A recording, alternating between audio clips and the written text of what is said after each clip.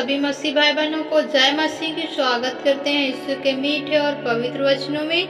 तो आज का टॉपिक है व्यभिचार से कैसे बचें। व्यभिचार से कैसे बचें। आज बहुत से भाई बहन लोग हैं, नौजवान, जो व्यभिचार में फंसे हुए हैं। तो आज इस वचन को सुनेंगे और पूरी जानकारी मिलेगी ताकि आप कैसे व्यभिचार से बचें। यदि आप छूटना चाहते हैं बुरी संगति से, पूरे रिश्ते से, तो परमेश्वर आपको छुड़ाएगा। जैसे नीति वचन 5:1 से पढ़ेंगे।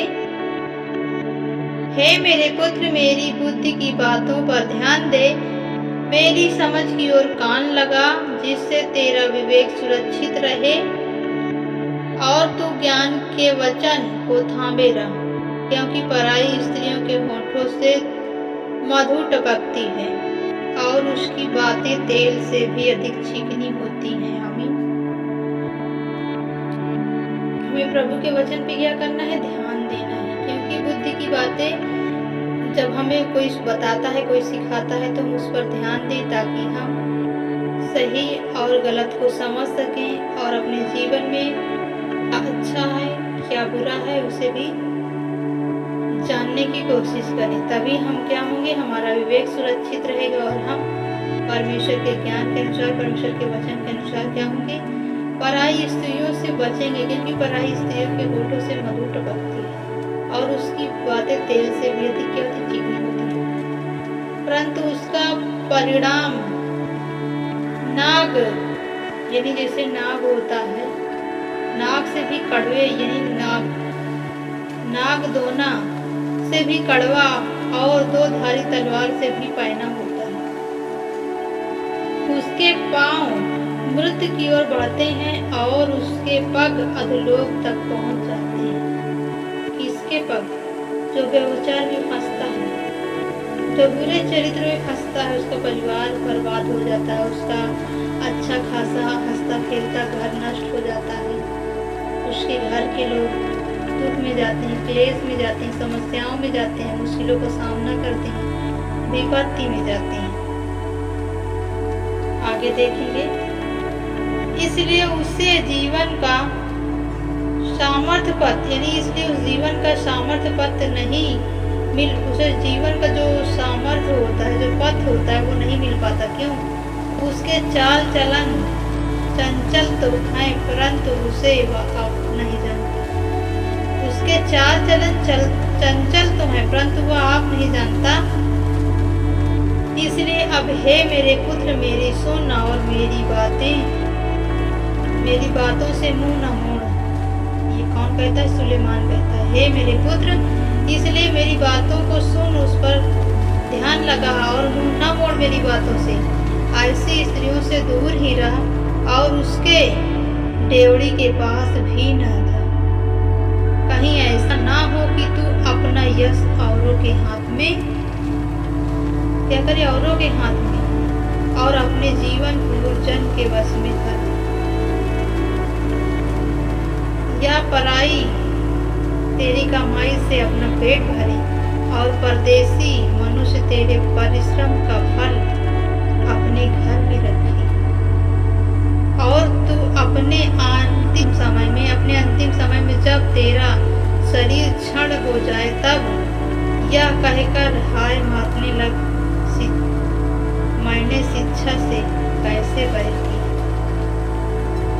मैंने शिक्षा से कैसे बैर किया। क्यों? क्योंकि जब हम अपने दिमाग का इस्तेमाल करते हैं कि हम बहुत अच्छा जीवन है हमारा, हम अच्छे से एंजॉय कर रहे हैं, हमें खुशियाँ मिल रही, वो आनंद मिल रहा है, वो आनंद कुछ पल का है। क्योंकि शैतान तुम्हें ऐसे फंसाएगा, शैतान तुम्हें ऐसे उस जाल में उलझाएगा कि तुम निकल नहीं पाओगे। आगे देखेंगे। और डांटने वाले का कैसा तिरस्कार किया। मैंने अपने गुरुओं की बात न मानी और अपने सिखाने वालों की ओर ध्यान न लगाया। मैं सभा और मंडली के बीच में प्रिय सब बुराई में जा पड़ा। तू अपने ही कुंड से पानी और अपने ही कुएं के सोते जल को पिया कर। आपके पास जो है प्रभु ने आपको पत्नी दी है, प्रभु ने आपको पति दिया है। आप उसी के साथ रहें, आप उसी के साथ अच्छा रिश्ता रखें, अच्छा व्यवहार रखें, अपने जीवन को जिए। क्योंकि प्रभु कहता तू अपने ही कुंड से पानी पीना और अपने ही कुएं का सोते जल को पीना, क्योंकि तेरे सोते का पानी सड़क में और तेरे जल की चौक में बहे जाने पाए या केवल तेरे लिए रहे बहने। तो जब आप प्रभु के वचन के अनुसार चलते हैं तो आप प्रभु के वचन के अधीन रहेंगे, केवल तेरे ही लिए रहे, केवल तेरे ही लिए रहे और तेरे संग और कोई लिए ना हो। यानी हम दूसरा भी खाएं, क्योंकि प्रभु ने हमें जो स्त्री दी है वो हमारी जीवन संगिनी वो प्रभु की ओर से है। इसलिए हम किसी दूसरे को ना शेयर करें, ना किसी दूसरे की पत्नी को हम गलत नजर से देखें।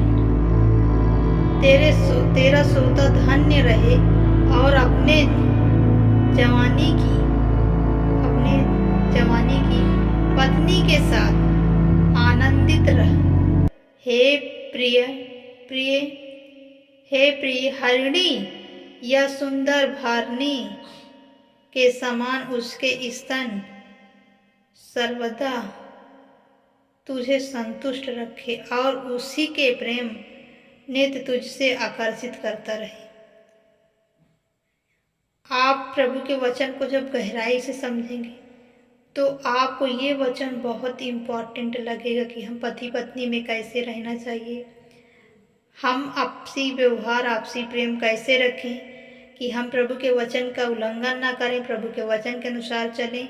जब आप इन वचनों को सही तरीके से जानेंगे समझेंगे तो आप अपने आप को उस पाप की दशा से अलग करके और अच्छा जीवन जीना शुरू करेंगे। तो प्रभु आपको आपके परिवार को बहुत आशीष दे। वीडियो यदि अच्छी लगे तो वीडियो को शेयर करें, सब्सक्राइब करें